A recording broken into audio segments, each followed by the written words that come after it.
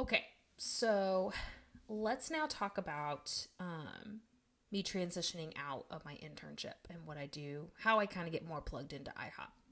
So it is summertime. It's like June-ish, 2004, and my internship's coming to a close. And so I have to kind of make a decision on, do I want to stay or do I want to go? If I stay, that means I either get on staff or I find a job on base and work or go back home. I had some friends that were sticking around. They were going to start playing on teams or just become part of staff because they really just wanted to get plugged in. And that is one thing they do kind of really push in your internship is like, hey, like, you should really be on staff here. Like, we really could use people like you. You're amazing. And certain people got handpicked for certain things. So what I mean is I do recall a couple of people being like, hey, we really want you to come on staff and do this. And they would just kind of pull people aside and say like, hey, we really think you'd be good at this. And this was like they were approaching interns to come and stay. I never got approached to do that. However, there was a couple people that had prophesied over me like, hey, we don't feel like God's done with you yet. Like I feel like he still wants you to stick around. Now, one of the things about being a Christian is like test the spirit. So I didn't really feel like God told me that. There was a part of me that wanted to stick around, but I couldn't justify staying. I didn't have a job. I didn't want to be on staff. I wasn't approved to sing. So it's like, what am I going to do with my time? Right. So, I kind of took it with a grain of salt, but my logical brain was like, I need to go back home. And I think part of me should have gone back home. And I did. I went back home to Dallas, was there for a few months. I during a church service one day, at my home church, I really felt like God put an impression on my heart that I need to come back to Kansas City. I remember telling my parents that. So quickly, I'd probably say in the next like 3 to 4 months, they got me a spot. My mom found me a job on the mission space. She had a friend that basically ran the bookstore there for IHOP, got me a job in the bookstore. I was still in connection with a lot of people that were in my internship, so I ended up finding a place to stay. Ended up living with some of my old intern people that I met during my internship. So that all moved very quickly. Like I said, I would say in a matter of months, where it was like, got this job, got a place to live, let's go. So I think it was the fall. Um, yeah, I think it was the fall time when I moved back to Kansas City, fall of like 2004. So that kind of happened. I got plugged in working at the bookstore. What was nice about working at the bookstore is that that was one of the few jobs on the mission space that did not require you to be on staff. So I got to basically be on the mission space every single day, see my friends, get to hang out, and I got to work. I would work sometimes and then just go into the prayer room afterwards, or vice versa. Get up there early, go into the prayer room, work, go home, or hang out with friends or whatever. Um, and I had a great time. I met some really amazing people just through other connections. I still wasn't able to sing because I wasn't approved, even though I had a friend that she would kind of hook me up. She got me to sing on a set for her for a week because she went to go back home to where we were both from, Dallas, to go visit family. And she was like, hey, cover my sets, even though I wasn't approved. And I killed it. They said I had a great voice. So even more goes to show that probably they didn't approve me because they just didn't like the way I sang. I was a good singer. They just probably didn't like the way I sang. Um, anyway, I'll get off that soapbox. But anyway, yeah, just kind of unofficially singing on stage. I did a couple sets for her. I ended up doing I think I did a 10 p.m. to midnight, so like going into night watch set. That was a lot of fun. The night watch just in general had a lot more liberties musically that I think the daytime did. And that's just because daytime had a lot more people. And so I think they felt the pressure to play more things that were more mainstream versus the night watch. I mean, it's from midnight to 6 a.m. So sometimes you're lucky to get 50 people in the room.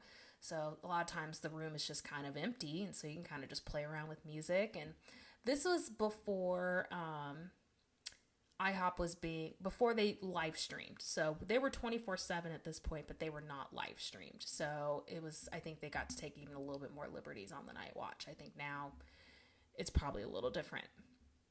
So anyway, I'm just kind of hanging out. During this time, I did meet a guy. He was on the night watch. Excuse me. I can't remember how I ended up meeting him. We met through mutual friends.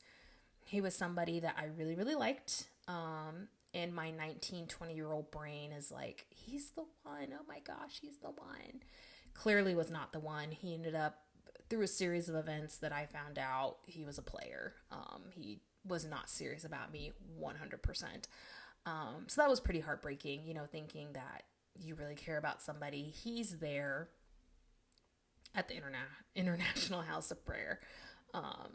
He's supposed to be there for the right reasons, like I am. You're seeking God. You want to be part of this end time movement. You have pure intentions, and then you find out they don't have pure intentions. So that was kind of heartbreaking for me. During that time too, I was also learning about the music school that IHOP was going to launch. So at the time, they only had this Forerunner School of Ministry, but they were going to launch the Forerunner Music Academy, which is going to be completely separate from FSM. FMA was going to be this world-renowned Juilliard type of education for